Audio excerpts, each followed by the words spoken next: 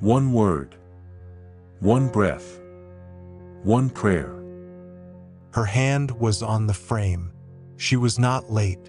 The door was right there, unlocked, and the people inside were already doing what they did on this day of the week. None of that was the problem. The problem was that she could feel, before she had even opened it, exactly who she would have to be when she stepped through. Not a performance. Nothing so deliberate. Just the shape her face made. The register her voice found. The version of herself that had been assembled here, from things she had said and done and been seen doing. A version that was not entirely wrong, and that was the part she could never explain to anyone. She stood there until the moment passed. And then she went in. A light was on in a room at the back. She did not remember turning it on. There is a version of you that exists in rooms you did not build. It was assembled without your participation. From a look someone caught at the wrong moment. From something you said once when you were not at your best, or were, and it was still misread. From the particular way you went quiet in a situation where going quiet was the wrong choice, or the only one you had. You were not consulted. The assembly happened anyway, and at some point you stopped arguing with it. Not because you agreed, because the energy required to correct it was more than it returned. Because the correction never landed the way the original impression had. Because people hold the shape of what they first decided far longer than they hold anything you offer in revision. So you learned to arrive. You stood at the door and became who they expected. You became fluent at it. The entry, the register, the version of yourself that fits the room without friction. It is not entirely dishonest. That is what makes it so difficult to name. The version is drawn from you. It simply isn't all of you. And there is a cost to that. Not dramatic. Not the kind that announces itself. The kind that lives at the bottom of Tuesday mornings. At the door, with your hand on the frame. In the moment before you become what the room is waiting for. That is where we are beginning tonight. Not with the entrance, with the pause before it. There is a thing that happens to objects when no one is looking at them. They become more themselves. A broom leaning against a wall when the room is empty is not waiting to be used. It is not waiting for anything. It simply is what it is, at the angle it was left, holding its own weight without assistance. There is no performance in it. No adaptation to what the room requires. A folded cloth on a worn surface. A cracked clay vessel on a low shelf. A narrow strip of amber light crossing the floor, arriving from somewhere, moving towards somewhere, touching what is there without deciding what it means. These things have no version of themselves adjusted for the people watching. They are only what they are. This is not a moral. It is not a lesson about authenticity. It is something more uncomfortable than that. It is the image of a condition you have not been living in, and not because you chose against it. Because the rooms you enter require something in exchange for belonging. You learn to pay it. You learn so well that there are days you cannot find the seam between the payment and the self. The broom does not know this problem. The broom leaning against the wall holds something you have not yet been able to hold in yourself. The simple fact of existing without the adjustment. We will return to it. The word is idler, not lazy. That is the modern reduction. Idler, in its oldest form, meant something different. It meant empty. Someone whose hands produced nothing visible. Someone whose work left no mark the world could read. The world called them that as a verdict. But something is true about empty hands that the verdict does not know. Empty hands are not absent hands. They are hands whose work happens somewhere the eye cannot follow. The prophet's hands are empty of product. The sweeper's are not. And so the world chooses. Idler. Keep that word. Not because you have been lazy, because you have been doing something the people watching you cannot account for. And the word they reach for is always the one that names their own blindness. It started after the thing that happened once, the specific thing that everyone remembered differently than she did. She had explained herself twice. The third time she stopped. Not a decision. There just wasn't a fourth explanation inside her. She had used them all. Louis Cadio wrote, "A sweeper is more highly esteemed than a prophet in this blind world, for he seems less useless than he who announces the truth of God to men. The later is despised by his own, and passes for an incurable idler in the eyes of everyone." There is a word at the center of this aphorism that most translations cannot hold. Despised. In the original French, méprisé, to assign the wrong price. Prix is price. Mais is the prefix for badly, wrongly, in the wrong direction. To despise, in its root, is to misprice. Not to hate, not to destroy, to assign the wrong value. The prophet is not hated in this account. The prophet is mispriced, passed over in favor of the sweeper, not because the sweeper is better, because the sweeper's product is legible. You can point to it. You can add it to the column. The prophet's product is not in the column. Some kinds of weight do not register there. And here is what that does to the body when it lasts long enough. You begin to monitor. Not once, continuously. Tracking the room's response to you. The microsecond before someone answers. The quality of the pause. Whether what they just said was directed at you slightly differently than it would have been directed at someone they valued in full. You have gotten very good at this. And getting very good at it has a cost that does not appear on any visible account. Because the monitoring uses something. Attention that could have been placed elsewhere. The part of you that would simply have been present if it were not also continuously calibrating. It does not feel like exhaustion. It feels like vigilance.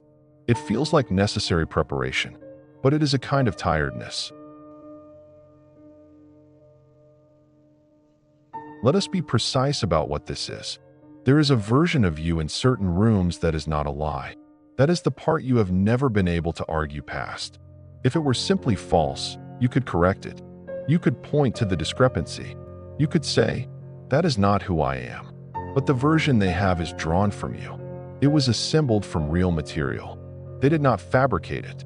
They selected it, the parts that were legible to them, the parts that fit the story they needed, and they left the rest outside the frame.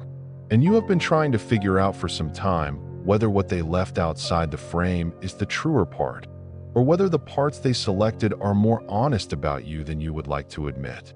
That is the actual question. Not, are they wrong about me?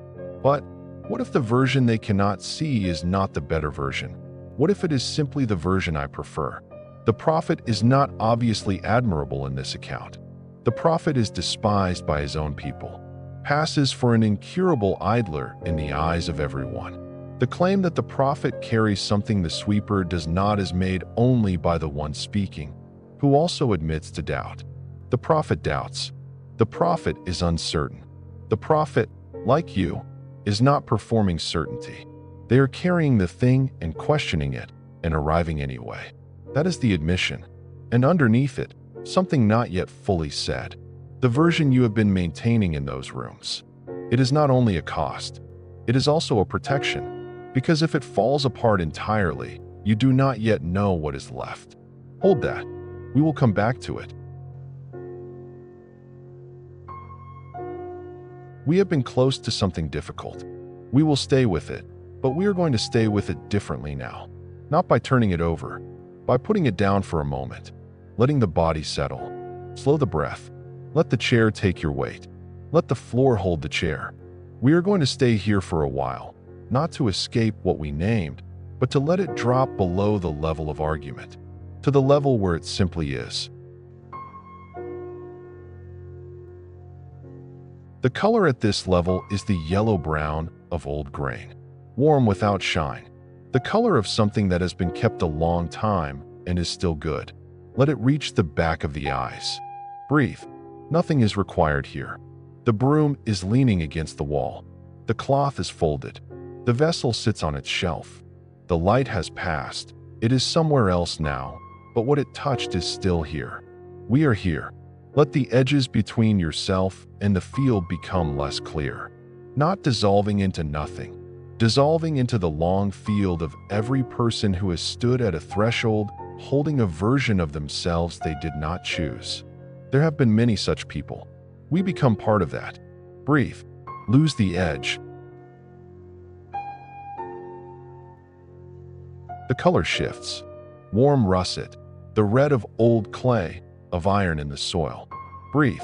There is a question this episode has been carrying that we are not going to answer here. We are going to hold it before the answer becomes fixed. The question is, what is the relationship between the version they carry and the person carrying everything else? Not yet an answer, just the russet field, just the breath, just the weight of the question held without urgency. The cracked clay vessel on its shelf does not answer.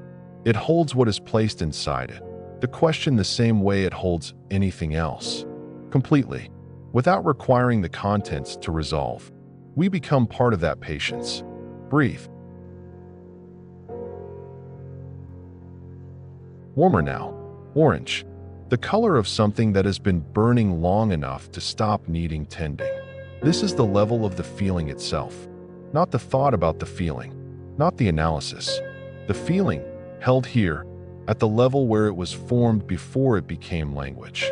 What does it feel like to arrive as someone else's account of you? Not dramatic, not a ceremony of loss. Something smaller and more continuous. The slight narrowing before the door. The register the voice finds without being asked. The monitoring that begins before you have even sat down. Let that feeling be present here without needing to change it. It has been there a long time. It is allowed to be here, and alongside it, not replacing it, not resolving it. The sensation that something is attending to what the room cannot see. Not the room, not the people in it. Something that was not using the same evidence. The orange expands.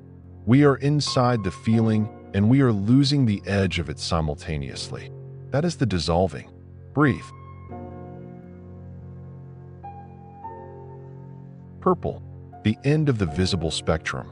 Everything that passed through every other color to arrive here. We are fully in the body now. Feel the weight of the chair, the floor beneath it, the actual physical fact of being in this room, at this hour, breathing, holding everything the day has brought. The broom against the wall, the folded cloth, the cracked clay vessel, the narrow strip of amber light on the floor. These things are here. They do not perform. They do not arrive as anyone's account of them. They are only what they are, at this angle, in this light, holding their own weight. You are in the same room. The purple settles into the chest, into the shoulders, into the place where the monitoring runs. And here, at this level, the monitoring can rest for a moment. Not permanently, just here.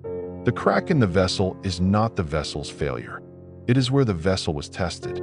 It held anyway. Feel that in the body. We are here. Breathe.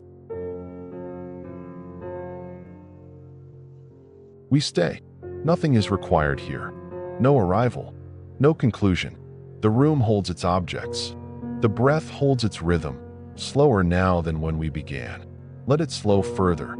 The presence that attends to what the room cannot see does not require the waiting. It is already here. The way the light on the floor is already here. Not arriving, not departing, simply at this angle of the hour. Breathe. Stay. You are still here. The room is the same room. The hour has moved. You can feel it in the body, the slight recalibration that happens when stillness has been long enough to change something. Not a resolution, a readjustment. We are going to move now, not away from what we named, back toward it, from this angle, with the weight slightly redistributed. There is a figure in this episode who stood at a door this morning. She went in. The morning continued. We're going to find out what the morning did with what it was given. There is a phrase at the end of this aphorism that does not get enough attention.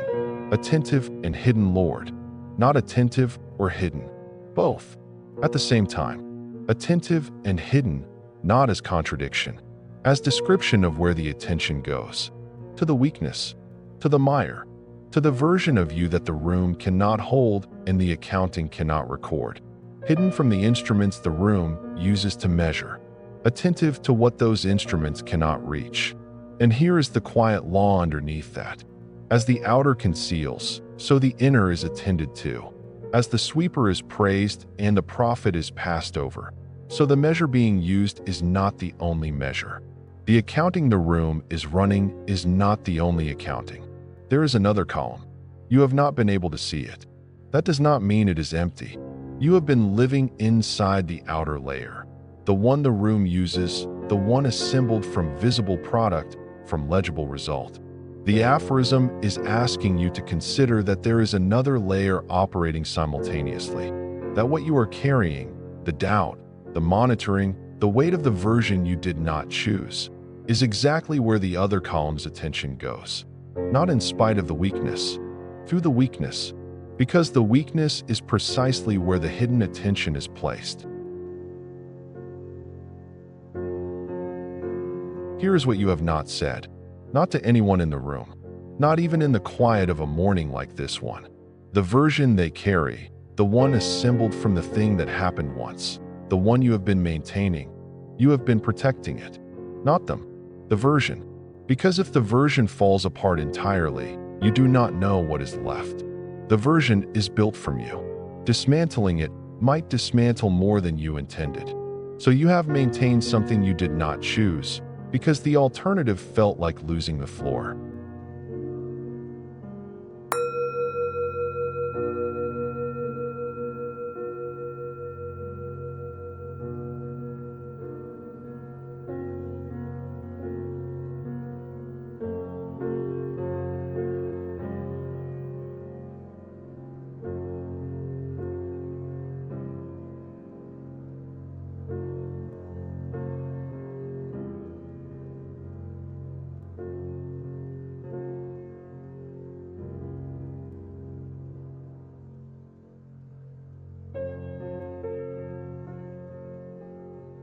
And here is the thing underneath that.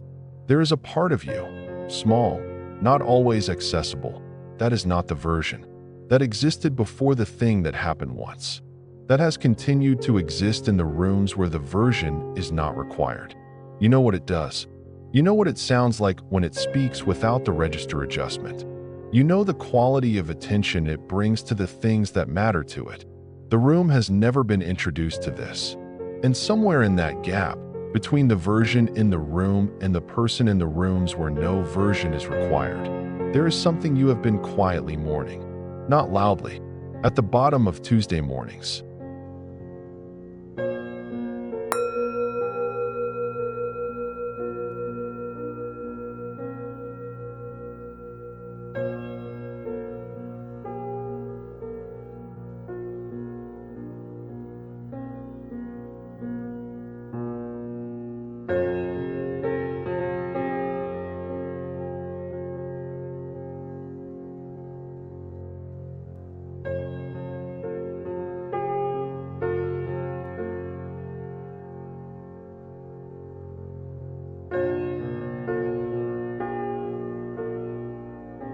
The posture that comes out of this is not defeat.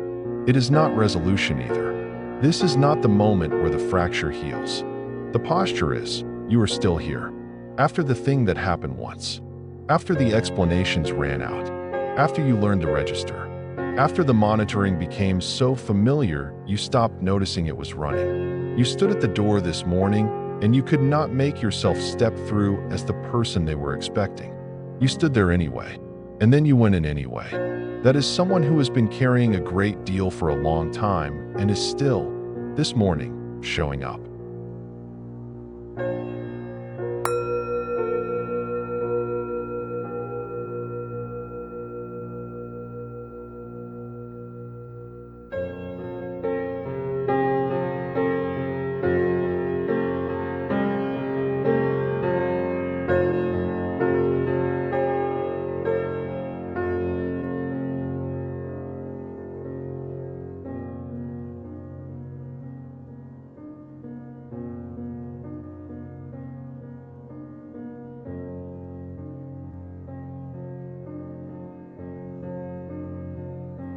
Inside, it had gone the way it always goes. Someone was glad to see her. Someone else barely looked up. The version settled into place like a coat she had been wearing so long she no longer felt its weight. Did she know, in that moment, what she was doing? Did any of it read as a performance to her? Or had it become, by now, simply how she was in this room? Was there a difference anymore between the version and the person? And if there wasn't, what exactly had been lost and when? She moved through the morning. She did the thing she came to do. No one pointed to it when she finished. What the aphorism offers is not consolation. It does not say, one day they will see you correctly. It does not promise revision. The prophet does not get rehabilitated in this account. The world remains blind in the final line. The sweeper is still esteemed. Nothing in the social arrangement changes. What changes is only this. Something in the world did not lose track of it. Not the room, not the people in it. Something that was not using the same evidence. Something that does not confuse the version with the person, or the crack with the vessel, or the doubt with the absence of faith. Attentive and hidden, not attentive despite being hidden. Attentive because hidden, because the hiddenness is the condition that allows a different kind of seeing. And what that seeing attends to, what Cadio is pointing toward when he moves from the social observation to the personal confession, is not the performance, not the assembled version, not the visible product, the weakness, the mire, the wavering, not corrected, not resolved, illuminated, light entering the crack. The vessel holds more than it shows, and what it holds is not diminished by the crack. The crack is simply where the light could find its way in. Let us bring this somewhere specific. There is a moment, you may have had it recently, or you may recognize it as something that happens without fanfare, when you do something that no one records. Not the large things, something small, a choice made in a situation where no one would know the difference if you had chosen otherwise. A quality of attention you brought to something that did not require it. A truth you said in a room where the easier version would have passed without friction. You did not do it for the record. There was no record. And in the absence of the record, what remains? Just the thing itself, the action, the choice, the quality of attention, existing in the world without annotation. The broom leaning against the wall. The narrow strip of amber light crossing the floor. These things are not annotated. They simply are what they are. Some of what you do is like that. It exists without annotation, and something in the world did not lose track of it. Here is what you are being asked to consider. Not to believe, not to perform believing. To consider that the version in the room, the one assembled from the thing that happened once, the one you have been maintaining, is not the sum of what is being seen. That the doubt, the monitoring, the watching the moment pass before you went through the door is not evidence against you. It is the honest record of someone carrying something in a space that cannot read it. And that carrying something in a space that cannot read it, for as long as you have been carrying it, without putting it down, without requiring the room to validate it before you continue. That is not idleness. That is not emptiness. That is the prophet's work, disguised, as it always is, as someone who produces nothing you can point to. You have been doing this. Every morning you arrived as the version the room expected and carried the rest of it with you anyway. The room did not see it. Something in the world did not lose track of it. She had finished what she came to do. The room was still the room. The version was still in place. She could feel it, the slight maintenance required to keep it there, the low continuous cost. It was familiar enough that she no longer called it effort. She was at the door again, this time from the inside. She did not stand longer than necessary. She said what needed to be said. She left. Outside. She stood for a moment in the air that had nothing to do with the room. She did not take the version with her when she left. That was something she had learned. The version stayed inside. Out here, she did not have to pay for the floor. She did not know what to do with that yet. whether it was a small grace or a large one, whether grace was even the right word for something that happened this quietly. She stood in the air. The morning was still going. And now, the question we leave you with tonight, not to answer, to carry into whatever comes next.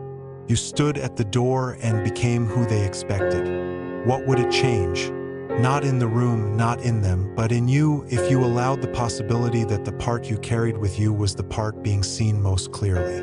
Not by anyone in the room, by something that was not using the same evidence, by the light that crosses the floor without asking what it touches. No one will write it down. Vesper word. Return tomorrow. One word. One breath. One prayer.